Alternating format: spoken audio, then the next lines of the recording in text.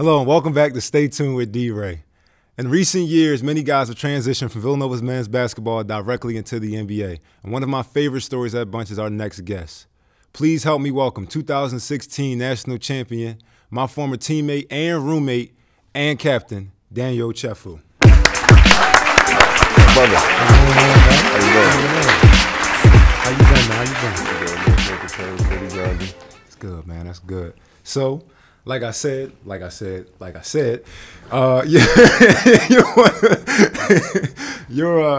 one of my favorite stories, as far as, after you graduated, because it really was one of perseverance. And this year towards the end of summer league, we really got to see you show out and really showcase what you could do. So please just walk us through, 2000 national championship. That game is over.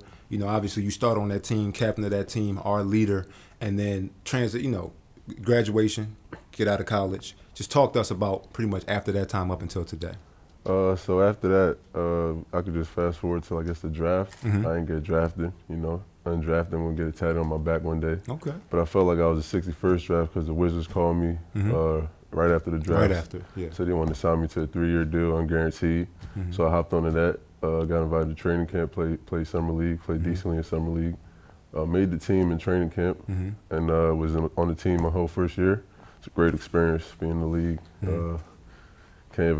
It's too long to talk about right here. You can't compare anything. So just what you can compare is obviously, Villanova. We have our rules here and the things that our players abide by here, and then you go to the NBA, and I can imagine just once you leave college and you don't have the class anymore.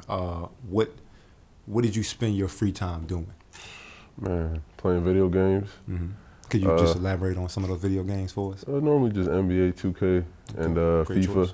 Okay. Yeah, against people. I like when people sit next to me and we could talk trash. Yeah. Yeah, that's the best part about it. Okay. Started sightseeing a lot. I was in D.C., so there are a lot of monuments, a lot of cool museums I started going to, stuff like that. Food, became a foodie out there. Took the little chef thing to the next level. Okay. So yeah, those are probably the top 3 things I was doing out there. And basketball, of course. Yeah, it's a full-time job. It's a full-time job. So, the reason I asked about that is because another thing, just kind of switch gears. I've always admired you for, and I spoke with Phil about this, and you as well. And you obviously showing it, today, fashion. You were definitely into fashion. You've always been well-dressed. You've always had a sense of fashion. So where does that come from, and how has that cultivated, over the past couple years? Honestly, I remember when I was younger in high school, like when I was a freshman in high school, I didn't really have any swag at all. Yeah, we all had to glow up, man. Yeah, for sure. But mine was bad. I was tall, lanky, and had clothes that fit. Yep, you probably had shades. We got the same story, damn. Exactly. But you're a little taller, but as the years went on, you started getting a little more game, a little more wisdom in the game. Started getting a little more items from older guys. Start putting some stuff together. Start, get a little more money. I could imagine. You start, getting a little flashier. And then for me, it was like, if you look good, you set a good impression, off rip. So why not set a good impression? You know what I mean? But definitely, fashion is something that definitely hurts my pockets. And I understand. I should probably cut back on it, but just a smidge. I like looking good. So do you. Thank you. What's more important than looking good? Daniel Ochefu, ladies and gentlemen. We'll take a break. We'll be right back on Stay Tuned with D.Rey. Thank you.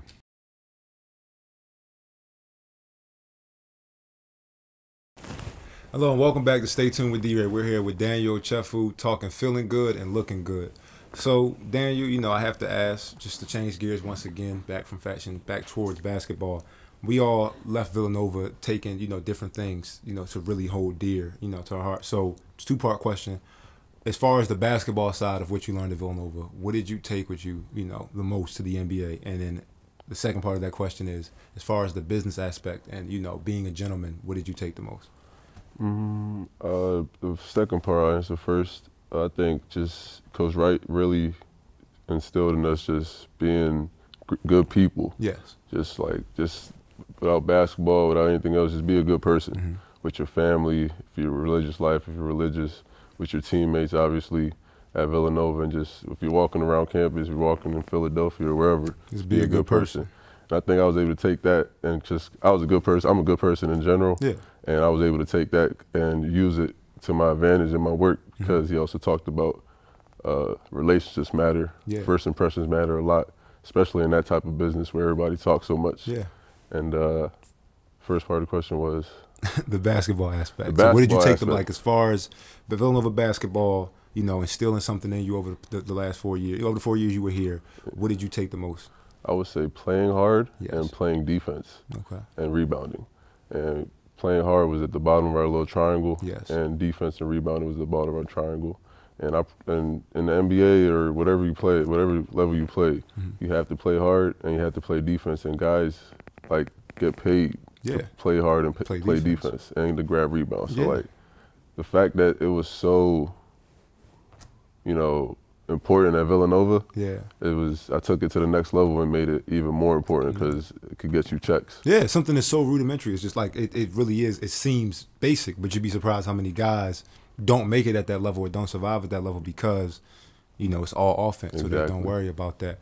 So, all right, so speaking of defense, when the debate comes up, one of the things that they so humbly acknowledge is that the 2016 team, they being the 2018 team, the 2016 team was the best defensive team. So I have to ask you, which one do you think is better and why, 2016 or 2018?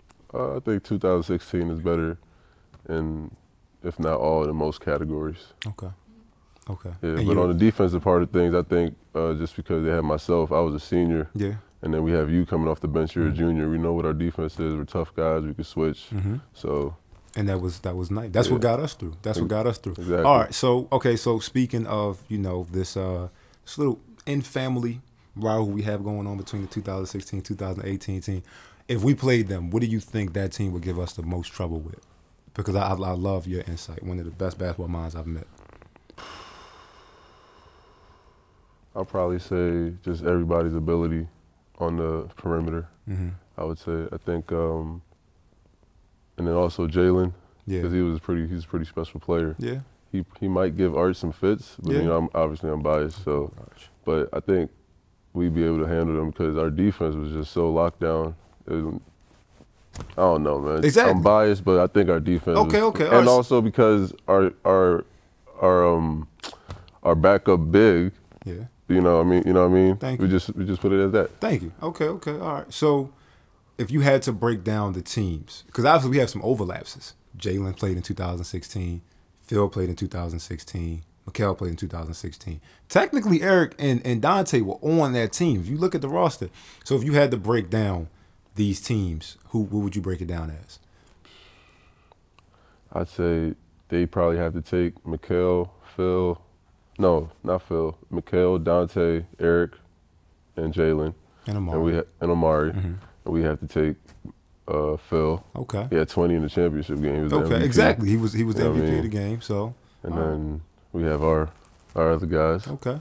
But I don't know. I'm taking our guys. My man. That's all I really wanted to hear, to be honest.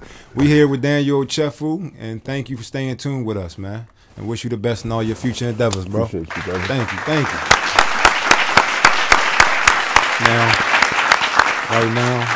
Right now, we gotta keep, talking, acting like we actually talking about something, because they gonna roll out or whatever, like a B roll. Okay. Pretty much, they not gonna hear us.